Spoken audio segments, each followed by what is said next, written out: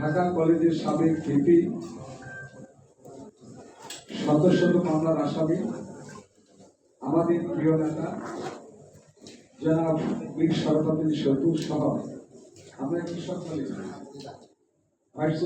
সহ সভাপতি, আন্দোলন সংগ্রামের আরেকজন পরীক্ষিত নেতা ভিপি ইব্রাহিম সহ এই সংগঠনের সদস্য, নেতৃবৃন্দ এবং সাংবাদিক ভাইরা, আমরা 16টি বছর একটি আদর্শিক লড়াইয়ে, সে লড়াইটা ছিল একটি গণতন্ত্রের মধ্য দিয়ে, অর্থাৎ তত্ত্বাবধায়ক সরকারের মধ্য দিয়ে একটি নির্বাচনের দাবি নিয়ে।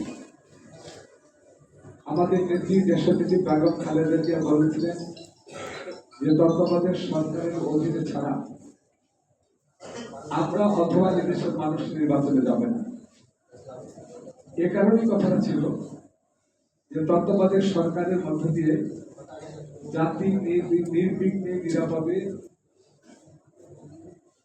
তারা ভোট দিতে পারত। ভোটের কেন্দ্র অথবা ভোট জালিয়াতির সম্ভাবনাটা তত্ত্বাবধায়ক সরকারের মধ্যে যে 4বার নির্বাচন হয়েছে, এই 4বারের নির্বাচনে প্রমাণিত হয়েছে।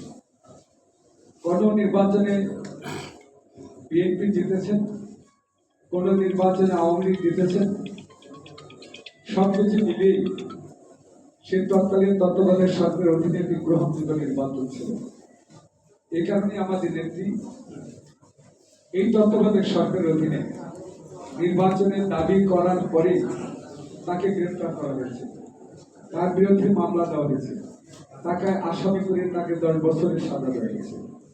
এই তত্ত্বাবধায়ক সরকারের জন্যই আমাদের ভারপ্রাপ্ত চেয়ারম্যান মায়ের আদর্শ অনুসরণ করে দেশ এবং জাতির প্রতি শ্রদ্ধা রেখে, গণতন্ত্রের প্রতি আস্থা বিশ্বাস রেখে এই তত্ত্বাবধায়ক সরকারের প্রতি এই নির্বাচনের প্রতিশ্রুতি রেখে তিনি এই বাংলাদেশের মানুষের সাথে একত্রতা ঘোষণা করেছিলেন, যার কারণে তাকে 17 বছর নির্বাসন থাকতে হয়েছে।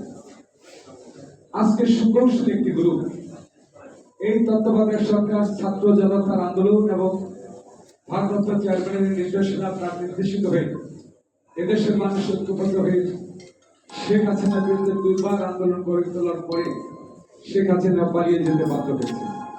কিন্তু তার দোষরা পালিয়ে যায় নাই, ওই আমলারা পালিয়ে যায় নাই, যে আমলাদের মধ্য দিয়ে এই বাংলাদেশের নির্বাচনকে একটি অগ্রহণযোগ্য নির্বাচন করেছিল, যে আমলাদের মধ্য দিয়ে এদেশের 14 সালের প্রহসন নির্বাচন হয়েছে, যে আমলাদের মধ্য দিয়ে 18 সালের মধ্যরাতে নির্বাচন হয়েছে, যে আমলাদের মধ্য দিয়ে 24 সালের 7ই জানুয়ারি নির্বাচন হয়েছে, এখনো সেই আমলারা অর্থাৎ ফ্যাসিস্ট আওয়ামী লীগ এখনো সে চেয়ারে বসে আছে। আমরা এই অন্তর্বর্তীকালীন সরকারকে বলতে চাই, আগামীতে যে নির্বাচন হবে, এই নির্বাচনের মধ্য দিয়ে সেই সমস্ত আমলাদেরকে বিতাড়িত করতে হবে। ওই সমস্ত আমলাদেরকে গ্রহণযোগ্য নির্বাচন হবে না। আজকে একটি ষড়যন্ত্র চলছে, যে কারণে এত গুম, যে কারণে এত হত্যা,